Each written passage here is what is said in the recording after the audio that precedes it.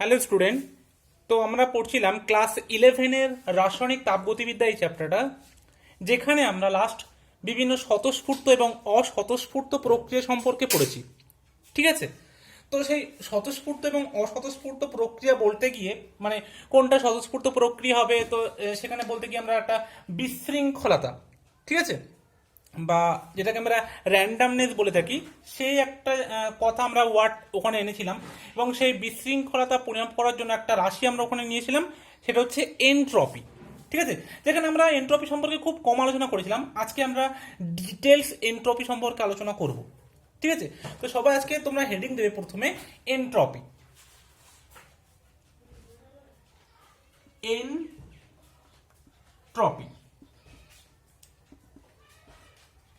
দেখো সবার আগেই বলে দিই, এই যে এনট্রপি, এটা কিন্তু একটা কাল্পনিক, যেটার কখনো মানে কোনো বাস্তব কিন্তু অস্তিত্ব নেই। ঠিক আছে, এটা একটা কাল্পনিক। ঠিক আছে, যেমন আমরা হাইব্রিডাইজেশন পড়েছিলাম, যেটাও কিন্তু কাল্পনিক, যেটা আমাদের শুধুমাত্র ধারণা।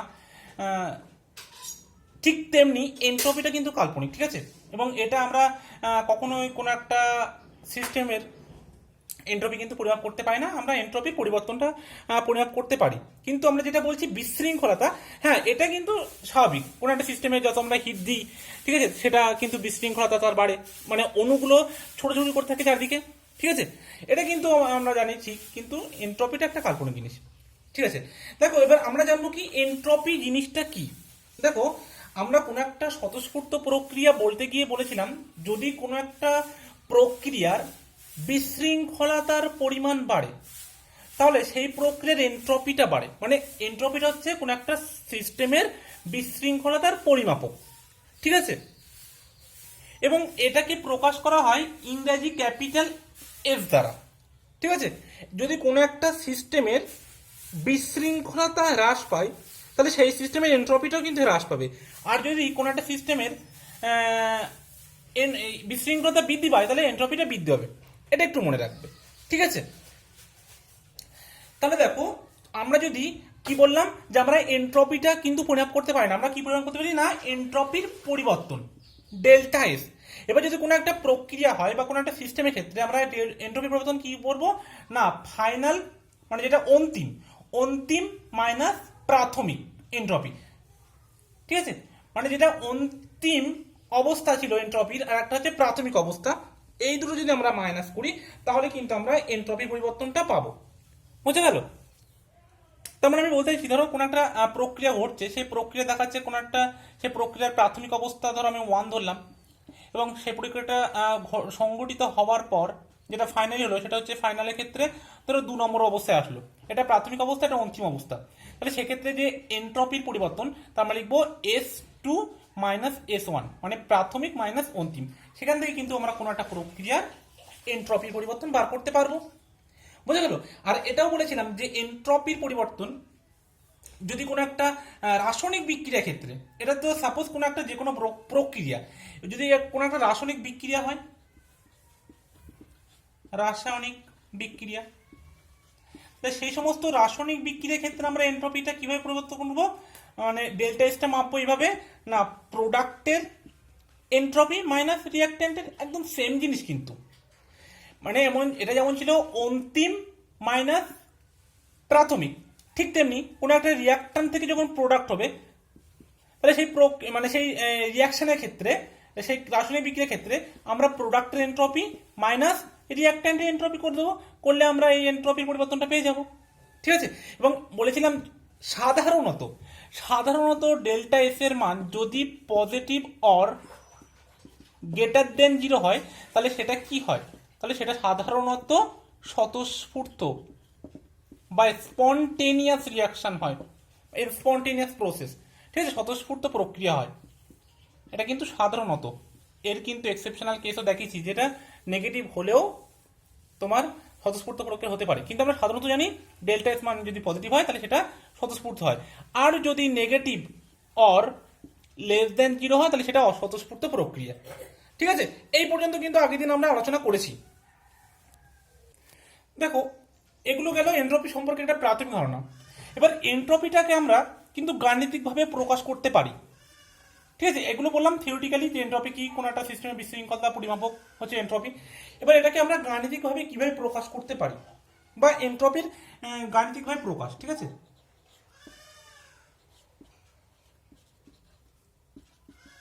দেখো এন্ট্রপিটাকে, বা এন্ট্রপি তো না, এন্ট্রপি পরিবর্তনকে আমরা এরকম ভাবে প্রকাশ করতে পারি, D S is equal to D Q by T, D S is equal to D Q by টি।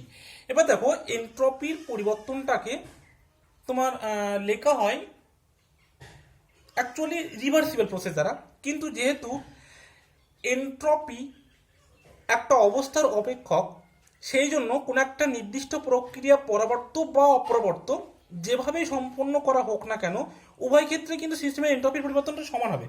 কিন্তু তবুও যখন আমরা গাণিতিকভাবে লিখব বা এন্ট্রপির সংজ্ঞা লিখব, তা সেটা আমরা রিভার্সিবল বা পরবর্তী প্রক্রিয়া দ্বারা লিখবো, ঠিক আছে। তো এখানে তোমরা রিভার্সিবল লিখতে পারো, কিন্তু আমি কি বললাম, যেহেতু এন্ট্রপিটা একটা অবস্থার অপেক্ষক, এটা কোনো একটা প্রক্রিয়ার মানে সেটা পরবর্তী হোক বা অপরবর্তী হোক, সেখানে কিন্তু এন্ট্রপির যে পরিবর্তন সেটা কিন্তু সমান হবে। কিন্তু আমরা যখন লিখব তখন আমরা লিখবো ডিকিউ রিভার্সিবল বাই টি, ঠিক আছে, ডিকিউ রিভার্সিবল মানে পরবর্তী প্রক্রিয়া দ্বারা লেখা হয় বাই টি, ঠিক আছে। এভাবে আমরা কিন্তু লিখবো। এবার দেখো আমরা যদি এই আকারে লিখি, তাহলে এখান থেকে এন্ট্রপির একক একক আমরা কি পাবো, দেখো তোমার এই যে কিউ এর এককটা কি, সবাই আমরা কি জানি, কিউ এর একক জুল, তাই তো, এসআইতে। তাহলে জুল, আর টেম্পারেচার কি কেলভিন, তাহলে জুল পার কেলভিন, বা এটাকে আমরা বলতে পারি ক্যালোরি দিয়েও প্রকাশ করতে পারি, ঠিক আছে। তো যদি বলা হয় এসআই বৈদ্যুতিক একক, তাহলে বলবে জুল পার কেলভিন বা জুল কেলভিন ইনভার্স, ঠিক আছে। এবার আমরা দেখো বিভিন্ন প্রকার প্রক্রিয়ায় এন্ট্রপির পরিবর্তন আমরা বার করবো, ঠিক আছে। সেটা হতে পারে পরবর্ত সমষ্ণ প্রক্রিয়া, হতে পারে পরবর্ত রুদ্ধতাপীয়, ঠিক আছে। বিভিন্ন অপরবর্ত প্রক্রিয়ার ক্ষেত্রে কি হবে সেগুলো আমরা এক এক করে দেখবো, ঠিক আছে। দেখো তাহলে আমরা এবার কি পড়বো না, বিভিন্ন প্রকার প্রক্রিয়ায় সিস্টেমের এন্ট্রপির পরিবর্তন, ঠিক আছে। তবে হেডিং দাও সিস্টেমের এন্ট্রপি পরিবর্তন। দেখো এবার কোন একটা সিস্টেমের এন্ট্রপি পরিবর্তন থেকে কিন্তু আমরা প্রক্রিয়াটা স্বতঃস্ফূর্ত বিচার করতে পারি না, কারণ সিস্টেমের কেন আমাদের, যদি আমরা যে এন্ট্রপি পরিবর্তনটা থেকে বলছি যে এটা স্বতঃস্ফূর্ত বা এটা অস্বতঃস্ফূর্ত, সেটা কি, সেটা টোটাল এন্ট্রপি। আর টোটাল এন্ট্রপিটা কিসের উপর ডিপেন্ড করে, সিস্টেম আর পরিবেশ দুটোর উপরেই। আমি বললাম এই যে এন্ট্রপির পরিবর্তনটা আমরা বলছি সেটা কি টোটাল এন্ট্রপি। এই টোটাল এন্ট্রপিটা কোথা থেকে, যে সিস্টেমের এন্ট্রপি প্লাস যে পরিবেশের এন্ট্রপি সারাউন্ডিং এর, তার উপর, এই দুটোর উপর ডিপেন্ড করে যে এন্ট্রপিটা পাচ্ছে, তার মানটা যদি গ্রেটার দ্যান 0 হয় তাহলে স্বতঃস্ফূর্ত, যদি লেস দ্যান 0 হয় তাহলে অস্বতঃস্ফূর্ত, ঠিক আছে। তাহলে আমরা দেখছি যে কোনো একটা এন্ট্রপির পরিবর্তন যখন আমরা বিচার করবো, তাহলে তার সিস্টেম আর তার পরিবেশ উভয়ের এন্ট্রপির পরিবর্তন কিন্তু আমরা বার করতে হবে, ঠিক আছে। এবার দেখা যাচ্ছে সেটা যদি নিঃসঙ্গ সিস্টেম হয়, তাহলে সেক্ষেত্রে আমরা সারাউন্ডিংটা বাদ দিলাম, কারণ নিঃসঙ্গ মানে কি, সেখানে সিস্টেম থেকে বাইরে তাপ যাবেও না আসবে না। তোমরা তো পড়েছো যে নিঃসঙ্গ সিস্টেম আইসোলেটেড সিস্টেম, তোমাদেরকে তো পড়িয়েছি আগে, ঠিক আছে। নিঃসঙ্গ মানে কি, সেটা সিস্টেমের সাথে পরিবেশের কোনো সম্পর্ক থাকবে না, তখন এটা 0 হয়ে যাবে, ঠিক আছে। কিন্তু আমরা অন্য অন্য যে সমস্ত প্রক্রিয়ার কথা বিচার করবো, সেখানে কিন্তু সিস্টেম আর সারাউন্ডিং উভয়কে আমরা বিবেচনার মধ্যে রাখবো, ঠিক আছে। এবং দেখো আমরা এটাও জেনেছি যে এই সিস্টেম আর সারাউন্ডিং মিলে কি তৈরি হয়, ইউনিভার্স, তাই তো। পুরো যে বিশ্ব ব্রহ্মাণ্ডটা আছে, পুরো বিশ্ব ব্রহ্মাণ্ডটা কি সিস্টেম আর পরিবেশ নিয়েই তৈরি। এটা কিন্তু আমরা একদম কেমিস্ট্রির মনে হয় প্রথম দিকে বলেছিলাম, ঠিক আছে, একদম প্রথম দিকে। তাহলে আমরা বলবো যে delta S universe equal to delta S system plus delta S surrounding. এবার যদি ইউনিভার্সের এন্ট্রপিটা বৃদ্ধি পায়, তাহলে সেটা হচ্ছে তোমার যদি পজিটিভ হয় বা ইউনিভার্সের এন্ট্রপিটা বৃদ্ধি পায়, তাহলে সেটাকে আমরা বলবো যে স্বতঃস্ফূর্ত প্রক্রিয়া। আর যদি ইউনিভার্সের এন্ট্রপিটা কমে যায়, তাহলে আমরা বলবো সেটা অস্বতঃস্ফূর্ত।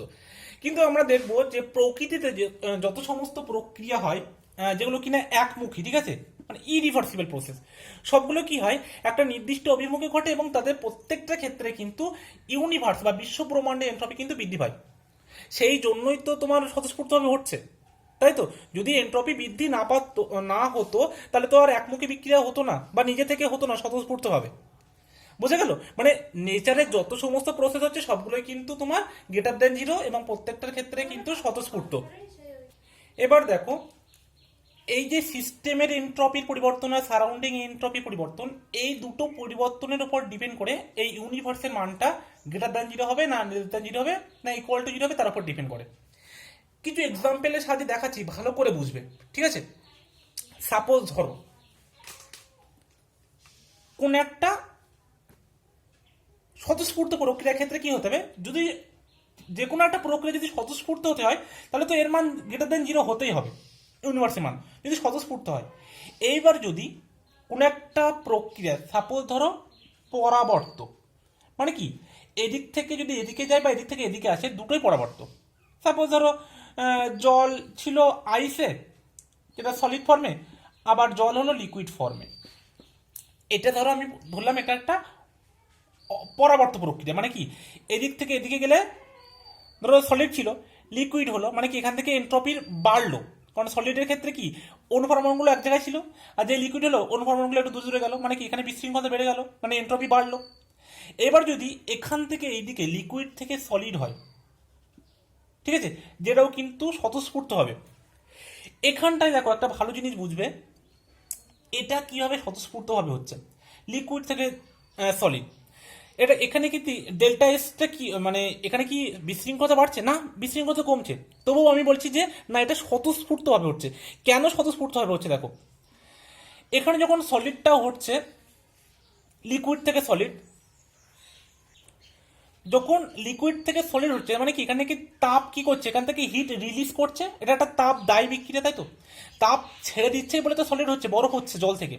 তার মানে কি সেখানে ডেল্টা এইচ এর মানটা নেগেটিভ, কিন্তু এখানে এনট্রপি যে সিস্টেমের এনট্রপি যে পরিবর্তন হচ্ছে সিস্টেমের, এটা কি হচ্ছে এখানে ডেল্টা এস এর সিস্টেমের এনট্রপিটা নেগেটিভ হচ্ছে, তাই তো?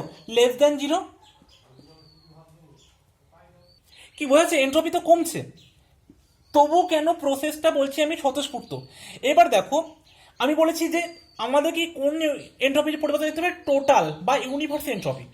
এবার দেখো সেটা কি সিস্টেম প্লাস সারাউন্ডিং এর উপর ডিপেন্ডেন্ট। এখান থেকে যে হিটটা বার হলো, এই জল থেকে যখন বরফ হলো তখন তো কিছু পরিমাণে হিট রিলিজ করলো, সেই হিট রিলিজ করার পরে সেই হিটটা কি করলো পরিবেশে গেল, সারাউন্ডিং এ গিয়ে পরিবেশের এন্ট্রপির মানটা বৃদ্ধি করলো।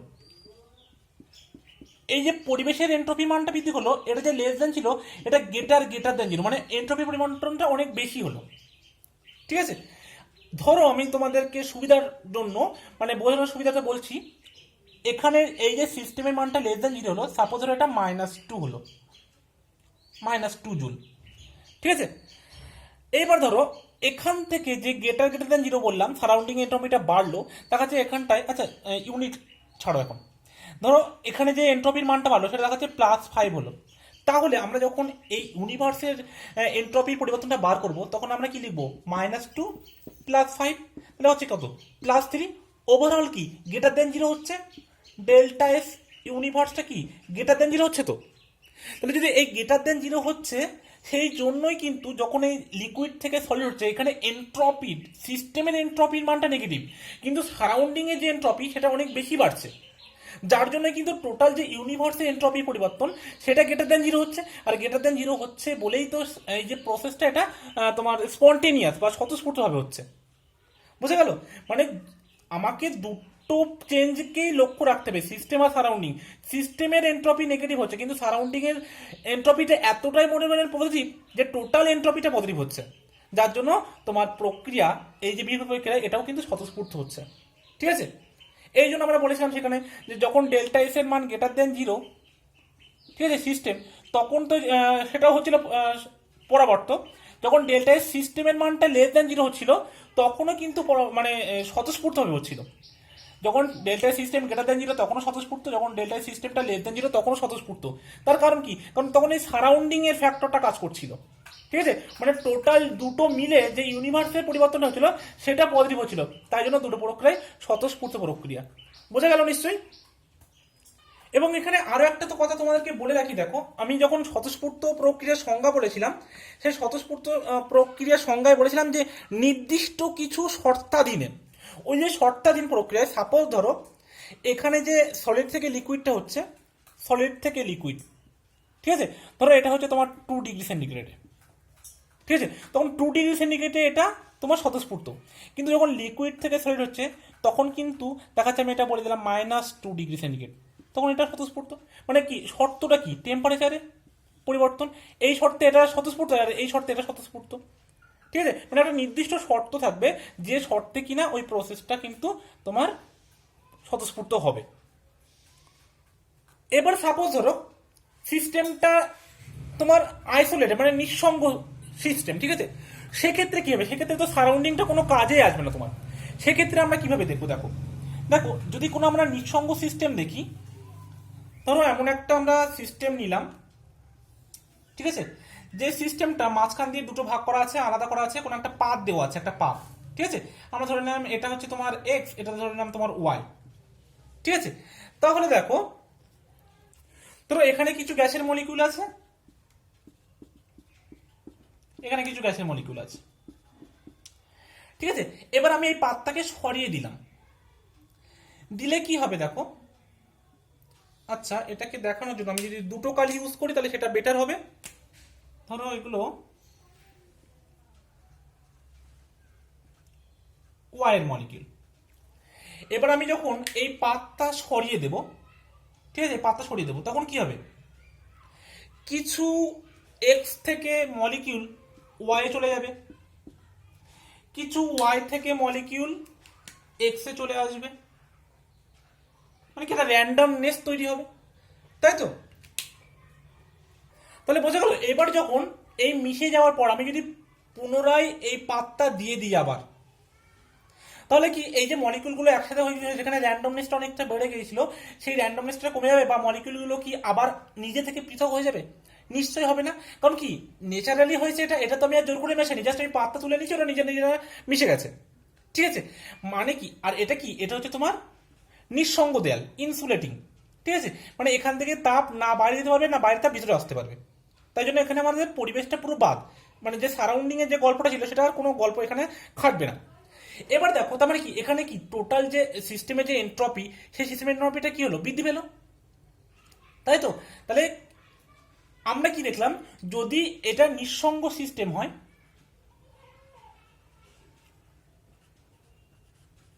নিঃসঙ্গ প্রক্রিয়া, ঠিক আছে, তাহলে নিঃসঙ্গ প্রক্রিয়ার ক্ষেত্রে আমরা ডেল্টা এস যে সিস্টেমটা দেখব, ডেল্টা এস সিস্টেমটা সবসময় গ্রেটার দেন 0 হবে। তাহলে ডেল্টা সিস্টেম যদি গ্রেটার দেন 0 হয় তাহলে ইউনিভার্সের মানটাও কিন্তু 0 হবে, ঠিক আছে, এটা মনে রাখবে। এবার যদি দেয়ালটা নিঃসঙ্গ না হয়ে মুক্ত হয়, তখন কিন্তু আমরা সিস্টেম আর সারাউন্ডিং দুটো দেখবো। আগেরটা যেমন বললাম, ঠিক আছে, ওটা তো অবশ্যই মুক্ত ছিল, যেটা বরফ থেকে জল হচ্ছিল বা জল থেকে আবার বরফ হচ্ছিল, সেটা তো মুক্ত অবস্থায় হচ্ছিল, যেখানে সিস্টেম আর সারাউন্ডিং দুটো কাজ করছিল। সেখানে আমরা টোটাল দেখবো ইউনিভার্সের এন্ট্রপি পরিবর্তন, ঠিক আছে। এবার যদি এন্ট্রপির ইউনিভার্সের টোটাল এন্ট্রপি পরিবর্তনটা 0 থেকে বেশি হয়, তাহলে সেটা অবশ্যই তোমার স্বতঃস্ফূর্ত হবে, বুঝে গেল। কিন্তু একটা জিনিস, প্রকৃতিতে যত সমস্ত তোমার প্রক্রিয়া হয় প্রকৃতি থেকে, ঠিক আছে, সমস্ত প্রক্রিয়া কিন্তু অপরিবর্তভাবে হয়, এটা একটু মনে রাখবে। প্রকৃতিতে সম্পন্ন প্রক্রিয়াগুলি কি হয়, অপরাবর্ত, ঠিক আছে।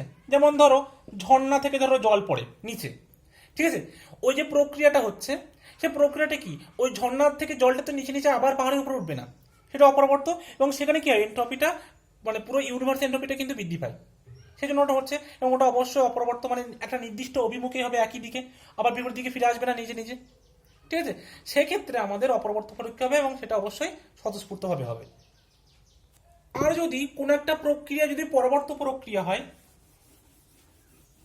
সাপোজ ধরো 0 ডিগ্রি সেন্টিগ্রেড টেম্পারেচার আছে, ঠিক আছে, সেখানে ধরো জল আছে, জল থেকে বরফ হচ্ছে, ঠিক আছে, এবং এটা ধরলাম আমি একটা পরবর্তী প্রক্রিয়া। তাহলে জল থেকে যখন বরফটা হচ্ছে তখন সাপোজ ধরো সে সিস্টেম থেকে জল থেকে বরফ হতে গেলে তাকে কি করতে হবে, জল থেকে বরফ সিস্টেম থেকে এনার্জি রিলিজ মানে বার করে দিতে হবে, মানে সেখানে ধরো তাপের পরিবর্তন হচ্ছে সাপোজ ধরো -3, ঠিক আছে। এবার দেখো সলিড থেকে যখন বরফ পড়ছে তখন আমার কি আবার টেম্পারেচার দিতে হবে, কত টেম্পারেচার, +3, মানে সেক্ষেত্রে কি বলতে চাইছি আসলে, সেক্ষেত্রে বলতেছি ধরো সিস্টেমের যে পরিমাণটা তাপ ছাড়বে, ঠিক আছে, সারাউন্ডিং থেকে আবার যখন সেই সিস্টেমে আমরা আনবো তখন সেখানে সারাউন্ডিং থেকে অত পরিমাণ তাপ দিতে হবে, মানে সিস্টেমে যে এনট্রপি পরিবর্তন সেটা হচ্ছে তার উল্টো সাইনটা হবে সারাউন্ডিং এর এনট্রপি পরিবর্তনের সাথে। তাহলে সেক্ষেত্রে টোটাল যে ইউনিভার্সের যে ডেল্টা এস এর মান সেটা জিরো হবে। তাহলে সেক্ষেত্রে ডেল্টা এস যে ইউনিভার্স এই মানটা কত হবে, জিরো হবে। এখান থেকে এখানে যেতে গেলে যে পরিমাণে আমরা তাপটা একে ছাড়তে হচ্ছে, সলিড থেকে আবার লিকুইড আনতে গেলে সেই পরিমাণ তাপটা দিতে হবে। মানে সেখানে যে সিস্টেমের এনট্রপি পরিবর্তন হলো, আবার যখন সারাউন্ডিং থেকে সেটা আমাকে তাপ দিচ্ছি তাহলে আবার সেই অবস্থায় আসছে। তাহলে সিস্টেমের আর সারাউন্ডিং এর একে অপরের কি হচ্ছে, মানটা একই থাকছে কিন্তু সাইনটা আলাদা হয়ে যাচ্ছে, এবং টোটালটার মানটা কত হচ্ছে, জিরো। ঠিক আছে, এটা একটু মনে রাখবে যে পরবর্তী প্রক্রিয়ার ক্ষেত্রে এই দুটো কন্ডিশন হয়। এবারে আসছে আমরা ধরো যে বিভিন্ন প্রক্রিয়াগুলো কথা বলছিলাম, তার মধ্যে 1 নম্বর যদি আমরা দেখি, ধরো চক্রীয় প্রক্রিয়ার ক্ষেত্রে সাইক্লিক প্রসেস। ঠিক আছে,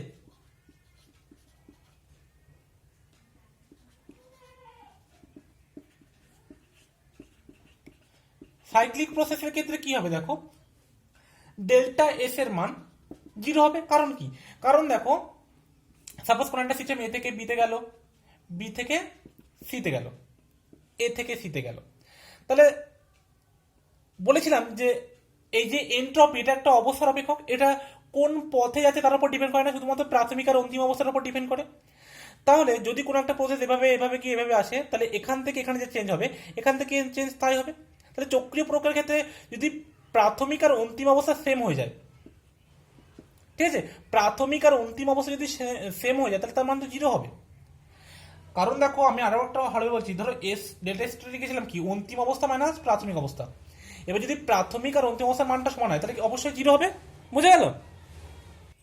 এবার যদি দেখো 2 নম্বর আমরা কোন একটা অপরবর্ত প্রক্রিয়া দেখি, ঠিক আছে, কি বললাম, অপরবর্ত প্রক্রিয়া, ইরিভার্সিবল প্রসেস। ঠিক আছে, অপরবর্ত প্রক্রিয়া বা ইরিভার্সিবল প্রসেস। ইরিভার্সিবল প্রসেসের ক্ষেত্রে কি হবে, যে ডেল্টা এস ইউনিভার্স এর মান সবসময় গ্রেটার দ্যান জিরো হবে। অপরাবর্ত প্রক্রিয়া মানে কি, যেটা যে প্রক্রিয়াটা শুধুমাত্র একমুখী। ঠিক আছে, এবার একমুখী প্রক্রিয়া দেখো এখান থেকে কোনো একটা সিস্টেম আছে সেখানে এদিকে যাচ্ছে, মানে কি এখান থেকে এদিকে যাচ্ছে মানে কি সে নিশ্চয়ই স্টেবল ফর্মে হবে, সেই জন্য সেদিকে যাচ্ছে। ঠিক আছে, তার মানে কি সেখানে ইউনিভার্সাল এন্ট্রপি নিশ্চয়ই বাড়বে, সেই জন্য তো সে স্বতঃস্ফূর্ত হবে একদিক থেকে আরেক দিকে যাচ্ছে। সেই জন্য যে কোনো অপরবর্ত প্রক্রিয়ার ক্ষেত্রে ডেল্টা এস এর যে ইউনিভার্স বা টোটাল ডেল্টা এস এর মান সেটা কিন্তু সবসময় গ্রেটার দেন জিরো হবে। ঠিক আছে, এবার আমরা আসছি পরবর্ত। পরবর্ত প্রক্রিয়া বলতে, পরবর্ত প্রক্রিয়া, এবার দেখো যদি পরবর্ত ক্ষেত্রে আবার দুটো প্রক্রিয়া মানে দুইভাবে হতে পারে। একটা হচ্ছে পরবর্ত রুদ্ধতাপীয়।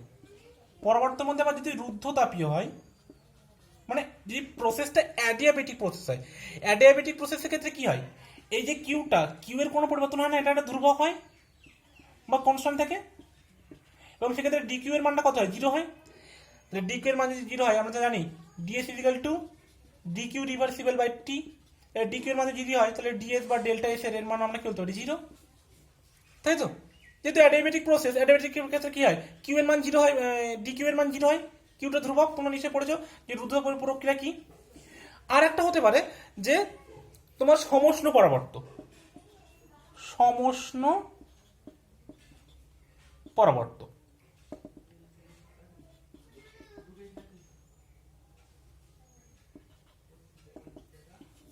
সমষ্ণ পরবর্ত ক্ষেত্রে কি হয় দেখো, সমষ্ণ পরবর্ত ক্ষেত্রেও পরবর্ত রিয়াকশন মানে সে যেভাবে হোক ডেল্টা এস এর মান কিন্তু জিরো হবে, সেটা কিন্তু আগেই দেখিয়েছি আমি। এবার হতে পারে যে সিস্টেমের যে সিস্টেম আছে আর একটা যে সারাউন্ডিং আছে তাদের মান একই হবে। ঠিক আছে, দেখা যাচ্ছে ডেল্টা এস ইজিক্যাল টু কি লিখেছি আমরা, ডি কিউ বাই টি, আর delta S surrounding d Q by T. Suppose ধরো সিস্টেমের থেকে তাপ ওরা রিলিজ করেছে, তাহলে এটা এখানে মাইনাস হবে, এত পরিমাণ তাপ রিলিজ। এবার সারাউন্ডিং থেকে যেহেতু পরবর্ত সেই অবস্থায় ফিরে আসতে গেলে অত পরিমাণ তাপ আবার এদেরকে দিতে হবে, তাহলে প্লাস ডি কিউ বাই টি। তাহলে টোটাল যখন ইউনিভার্সটা বার করবো, ডেল্টা ইস ইউনিভার্স, এটার মান জিরো হবে, প্লাস মাইনাস ক্যান্সেল হয়ে। ঠিক আছে, ওই একই জিনিস এগুলো। কিন্তু এই দুটোর মধ্যে একটা পার্থক্য দেখো, রুদ্ধতাপের প্রকারের ক্ষেত্রে কিউটা কনস্ট্যান্ট ছিল এবং ডিকিউ এর মানটা জিরো ছিল, কিন্তু এখানে ডিকিউ এর মানটা কিন্তু জিরো না, দুটোই কিন্তু ডিকিউ এর মান নন জিরো, কিন্তু দুটোরই ডিকিউ এর মান ইকুয়াল মান, বাট অপোজিট সাইন, সেই জন্য মানটা জিরো হচ্ছে। কিন্তু এখানে ডিকিউ এর মানটা জিরো, যেহেতু রুদ্ধতাপের প্রকারের ক্ষেত্রে কিউটা ধ্রুবক হয়, তাহলে ডিকিউটা অবশ্যই জিরো হয়। ঠিক আছে, এইটা একটা পার্থক্য, যে এখানে ডিকিউ এর মানটা জিরো, কিন্তু এখানে ডিকিউ এর মানটা নন জিরো মান। তাহলে এটা বোঝা গেল। এবার আমরা আসবো ভৌত অবস্থা বা দশার পরিবর্তনে সিস্টেমের এনট্রপির পরিবর্তন। দেখো, দশার পরিবর্তনে সিস্টেমের এনট্রপির পরিবর্তন, দেখো দশার যে পরিবর্তন সেগুলো কিন্তু একটা স্থির চাপে এবং একটা নির্দিষ্ট উষ্ণতায় দশার পরিবর্তন ঘটে। দশার পরিবর্তনে তাপের শোষণ বা বর্জন যদিও হয়, সিস্টেমের উষ্ণতা কিন্তু অপরিবর্তিত থাকে, এই কথা কিন্তু মাথায় রাখতে হবে। ঠিক আছে, এবার দেখো, যদি আমরা একটা তাপের শোষণ বা বর্জন হলো এবং সেটা কি স্থির চাপে, এবং কিউপি ইজিক্যাল টু আমরা কি জানি, ডেল্টা এইচ, এটা কিন্তু আগে দেখিয়েছিলাম। এবার আমরা যে ইকুয়েশনটা লিখছিলাম এন্ট্রপির, যে delta H is equal to D Q by T, এখানে আমরা লিখতে পারবো ডি কিউ এর জায়গায় এটা লিখতে পারবো ডিএইচ বাই টি।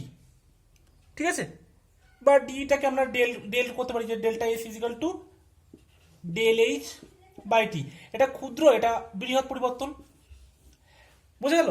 মানে কি, স্থির চাপে যে পরিমাণে হিটের চেঞ্জ হয় সেটাই হচ্ছে এনথ্যালপির পরিবর্তন। এটা কিন্তু ফার্স্ট অফ থার্মোডাইনামিক্সে আমি দেখিয়েছিলাম। এবার দেখো, তোমাদের বইতে যে দুটো দশা পরিবর্তন আছে, তাহলে এটা আমি একটা সাইডে লিখে রাখছি, এটা যে delta F is equal to delta H by T. যে দুটো দশা পরিবর্তন আছে, একটা হচ্ছে তোমার গলনের এনট্রপি, আর একটা হচ্ছে বাষ্পীভবনের এনট্রপি। দেখো, ধরো কোনো একটা কঠিন থেকে তরল হলো, তাহলে এটা তো গলন। কঠিন থেকে তরল মানে ধরো বরফ থেকে জল, ঠিক আছে, আইস থেকে ওয়াটার। তাহলে এখানে আমাদের একটা নির্দিষ্ট পরিমাণে হিট এখানে সাপ্লাই করতে হবে। ঠিক আছে, এই যে তাপটা দিলাম এবং এর দুটো কি হবে, এক মোল।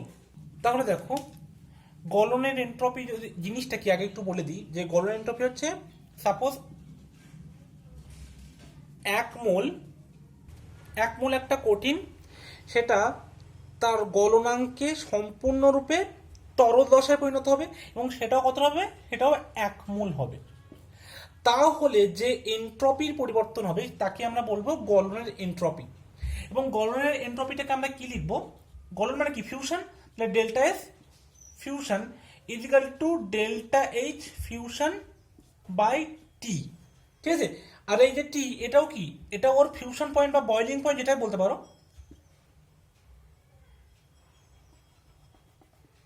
এই কঠিনটাও 1 মোল। এটা হচ্ছে গলনের এনট্রপি বার করার নিয়ম। ঠিক আছে, যেখানে এই ডেল্টা এইচ ফিউজ, এটা কি গলনের এনথ্যালপি, আর এই যে টি এফ যেটা লিখেছে, এটা কঠিনের গলনাঙ্ক। ঠিক আছে, এবং দুটোই কি, দুটোই কেলভিন স্কেলে। বুঝে গেল? এবার আমরা পড়বো বাষ্পীভবনের এনট্রপি। দেখো, বাষ্পীভবনের এনট্রপি বলতে, যখন তরল থেকে এবার কি হবে, গ্যাস হবে, বাষ্প, তাহলে এটাও এক মোল হবে, এটাও এক মোল হবে। তাহলে এক মোল তরল পদার্থ তার স্ফুটনাঙ্কে সম্পূর্ণরূপে বাষ্পীয় দশায় পরিণত যদি হয় এবং সেটাও যদি এক মোল হয়, তাহলে যে টোটাল এনট্রপির পরিবর্তন হবে তাকে আমরা বাষ্পীভবনের এনট্রপি বলবো। এবং যেটাকে আমরা কি দ্বারা লিখবো, এটাকে আমরা লিখবো ডেল্টা ইজ ভেপার। বাষ্পীভবন কি, ভেপারাইজেশন, তাহলে আমরা এটাকে ডেল্টা ভেপারাইজেশন লিখবো এবং এটা হবে delta H vaporisation by T. এবং টিটা কি, তার বয়লিং পয়েন্ট হবে।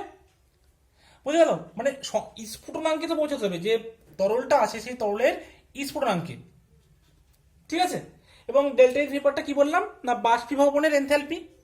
এটা বাষ্পীভবনের এইচটা কি, এনথ্যালপি, আর যে টিবিটা বললাম এটা তরলের স্ফুটনাঙ্ক।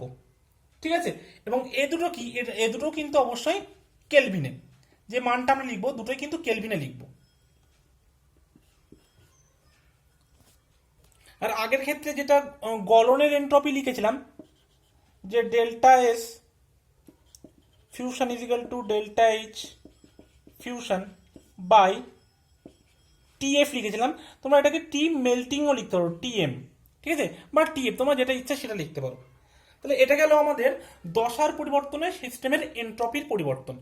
এবার আমরা আসবো যে আদর্শ গ্যাসের এনট্রপির পরিবর্তন। তাহলে সবাই হেডিং দাও যে আদর্শ গ্যাসের এনট্রপির পরিবর্তন। এবার দেখো তাহলে আদর্শ গ্যাসের ক্ষেত্রে এনট্রপির পরিবর্তন আমরা কিভাবে লিখব। আদর্শ গ্যাসের ক্ষেত্রে এনট্রপির পরিবর্তন, দেখো আদর্শ গ্যাসের ক্ষেত্রে এনট্রপির পরিবর্তন আমরা যদি বার করতে চাই, আমরা যে এনট্রপির গাণিতিক যে সমীকরণটা পেয়েছিলাম যে D S is equal to D Q by T, এখান থেকে আমাদেরকে পেতে হবে, ঠিক আছে। এবং উভয় পক্ষে ইন্টিগ্রেশন করে আমরা কি পাবো delta S is equal to D Q by T. এবার দেখো আমরা তাপগতিবিদ্যার প্রথম সূত্র থেকে কি লিখতে পারি যে D U is equal to D Q plus D W. এখান থেকে আমরা ডি কিউ এর মানটা কি লিখতে পারি, D U minus D W. Just এই মানটা এখানে আমরা পুট করব, তাহলে আমরা লিখতে পারবো যে del S is equal to D U minus D W by T, তাই তো। এবার দেখো আমরা এটাকে ভেঙে দেবো যে D U by T minus D W by T, বুঝে গেল। এবার দেখো ডিউ ইজ ইকাল টু আমরা কি জানি, আবার যে কোনো একটা আদর্শ গ্যাসের ক্ষেত্রে এই যে ডিউ এর মানটা কি, বা ডেল্টা ইউ। আদর্শ গ্যাসের ক্ষেত্রে delta U is equal two আমরা দেখেছিলাম এন সিভি ডিটি, তাই তো। এনটা কি মোল, আর এসিবিটা কি মোলার স্পেসিফিক হিট ক্যাপাসিটি, আর ডিটিটা কি, এটা টিটা হচ্ছে টেম্পারেচার, এটা ডেল্টা ইউ এর মান বা ডিউ এর মান আমরা বলতে পারি, ঠিক আছে, যে ডিউ ডি ইউ, ঠিক আছে। আর ডব্লিউ ইজ ইকুয়াল টু আমরা কি জানি minus P external into DV, বা জাস্ট পি ডিভি লিখতে পারি আমরা। এবার এই মান দুটোকে আবার এখানে আমরা বসাবো, তাহলে আমরা দেখবো কি যে ডিউ ইজ ইকুয়াল টু কি বললাম N C V D T by T minus of P D V by T, ঠিক আছে। এবার এখান থেকে আমরা আবার এখানে শুরু করছি, এই বক্সটা আলাদা, ঠিক আছে। তাহলে দেখো N C V D T by T এটা তো এরকমই থাকবে, আর এটা মাইনাস মাইনাসে কি এটা প্লাস হয়ে যাবে, ঠিক আছে। ডেল্টা ইজ ইকুয়াল টু আমরা কি লিখবো, delta is equal to N C V D T by T plus P D V by T.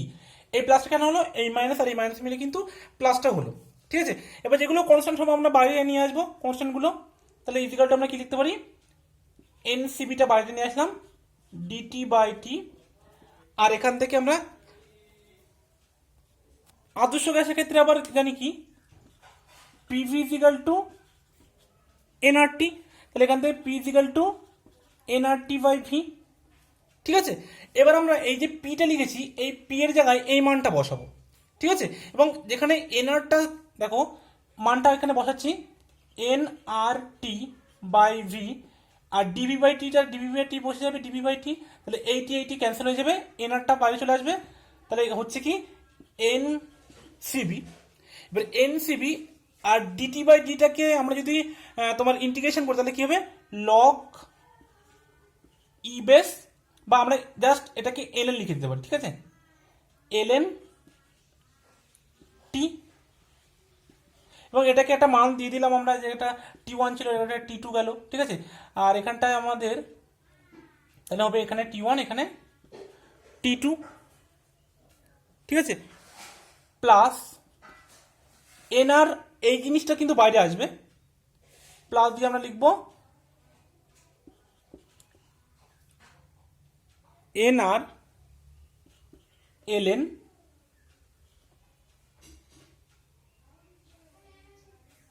LN V, D V by ভিটাকে আমরা হবো এলএন ভি, এবং এটার হবে ভি ওয়ান থেকে ভি টু, ঠিক আছে, এটা ভি ওয়ান থেকে ভি টু। দেখা যাচ্ছে সবার? আচ্ছা ঠিক আছে, এখানে একটু দেখতে একটু প্রবলেম হচ্ছে, তো আমি এটাকে এই সাইডে নিয়ে লিখছি। তাহলে আমি একটু এগুলো মুছে দিচ্ছি। দেখো ওখানে যেটা এসছে, ওখানে এসছে delta S is equal to N C V L N. দেখো টি ছিল টি ওয়ান থেকে টি টু, তাহলে আমরা লিখতে পারি কি L N T two by T one plus আর ছিল কি এন আর এল এন ছিল ভি ওয়ান থেকে ভি টু, তাহলে হবে V two by V one. ঠিক আছে, এবার দেখো আমরা কি করব, এই যে এলএনটাকে, এলএন এর মান আমরা সরাসরি বার করতে পারি না, সেই জন্য এটাকে আমরা লগ লগ এলএন মানে কি, এলএন মানে হচ্ছে লগ বেস ই, এলএন মানে লগ বেস ই, এটাকে আমরা লগ বেস 10 করতে গেলে কি করতে হবে, আমাদেরকে 2.3030 দ্বারা মাল্টিপ্লাই করতে হবে। ঠিক আছে, লগ 10 বেস হয়ে যাবে। তাহলে আমরা যেখানে যেখানে এলএন আছে সেগুলোকে সব 2.3030 দ্বারা মাল্টিপ্লাই করলে আমরা লগ 10 পেয়ে যাবো। ঠিক আছে, তাহলে এটা হচ্ছে আমাদের মেন ইকুয়েশন আসলো এটা। এবার দেখো তোমাদের বইতে যেটা দেওয়া আছে সেখানে কিন্তু বলেছে যে সমষ্ণ পরাবর্ত, সমষ্ণ পরাবর্ত মানে এই যে সমষ্ণ পরাবর্তের ক্ষেত্রে ডিটির মানটা 0 হয়ে যাবে, তো এখান থেকে ডেল্টা এস এর মান ডাইরেক্ট এখান থেকে এটা ক্যান্সেল করে দিয়েছে। তোমাদের কিন্তু এরকম ডেরিভেশন করে দেয়নি, জাস্ট ইকুয়েশনটা লিখে দিয়েছে। আমি তোমাদেরকে বোঝার সুবিধার্থে এতগুলো করলাম। এবার দেখো যেহেতু সমষ্ণ, তার মানে কি ডিটির মানটা 0, শুধু হলো এই পিডিবিটি মানে এইটুকু মান তোমাদের দেখবে বইতে লেখা আছে, এই মানটা কিন্তু ক্যান্সেল করা আছে। তার কারণটা নিশ্চয়ই বুঝতে পারলে, যেহেতু সমষ্ণ পরিবর্তনের ক্ষেত্রে এই দুটোর মান একই হওয়ার জন্য এটা এল এন মান 1 হবে, আর এল এন 1 মানে 0, তাই এই মানটা পুরোটা 0 হয়ে যাচ্ছে, শুধু আমাদের এই মানটা থাকছে। আবার আমরা কি জানি, আবার আমরা বয়লের সূত্রে জানি যে পি ওয়ান ভি ওয়ান সমান পি টু ভি টু, তাহলে এই যে V two by V one ইকুয়ালটা আমরা কি লিখতে পারি, P one by P two. তাহলে এই ইকুয়েশনটা আমরা লিখতে পারি ডেল্টা এস সমষ্ণর ক্ষেত্রে, ঠিক আছে, অবশ্যই সমষ্ণর ক্ষেত্রে, এটা মনে রাখবে, N R L N P one by P two, কার ক্ষেত্রে, সমষ্ণ, অনলি ফর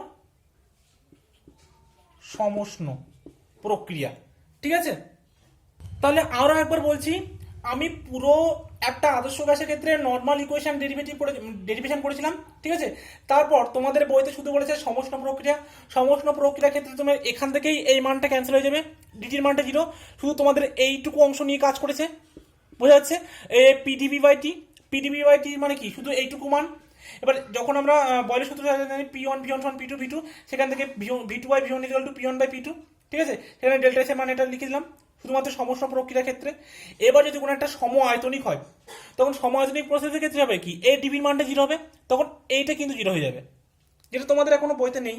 ঠিক আছে, সেক্ষেত্রে শুধু আমরা তখন এই মানটা নিয়ে কাজ করব।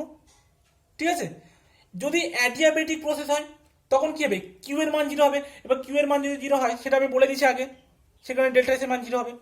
যদি সমচাপীয় হয় তখন আর একটা প্রসেস হবে। ঠিক আছে, এটা একটু মুছে দিচ্ছি আমি। দেখো আমরা এখানে 3টে প্রসেস অলরেডি বলে দিচ্ছি, হবার আগে বলেছিলাম আমরা রুদ্ধতাপীয়টা, তারপরে এখন বললাম সমষ্ণ প্রক্রিয়াটা, এবার আমরা পড়ব সমচাপীয়। সমচাপীয় ক্ষেত্রে কি হয় দেখো, ডেল্টা, এই যে পিটা কনস্ট্যান্ট থাকে,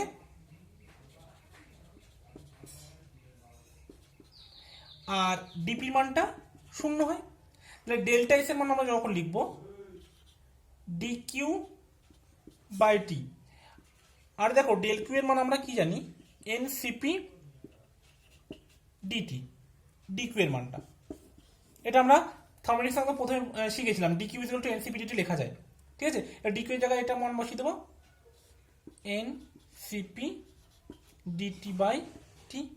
এবার যেটা তোমার ডেরিভেটিভ করলে যেটা আসবে, মানে ইন্টিগ্রেশন করলে আসবে delta S is equal to N CP L N T two by T one. ঠিক আছে, এখানটা আমরা নিলাম টি ওয়ান, এটা নিলাম আমরা টি টু। ঠিক আছে, ডিটি বাই টি মানে এল এন টি, তখন মানটা বসালে তোমার টি টু থেকে টি ওয়ান, এল এন টি টু আর টি ওয়ান। ঠিক আছে, এটা কি, এটা হচ্ছে তোমার সমচাপীয়। ঠিক আছে, সমচাপীয় প্রক্রিয়া। তাহলে আজকে ভিডিওটা প্রচুর লেন্দি হয়ে গেছে, এখানে স্টপ করছি।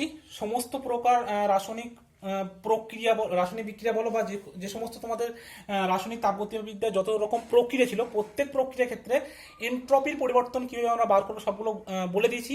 আশা করি বুঝতে অসুবিধা হবে না। যদি কখনো কোনো অসুবিধা হয় তাহলে অবশ্যই কমেন্ট করে জানাবে। আজকে এই পর্যন্ত থাকছে। Thank you so much.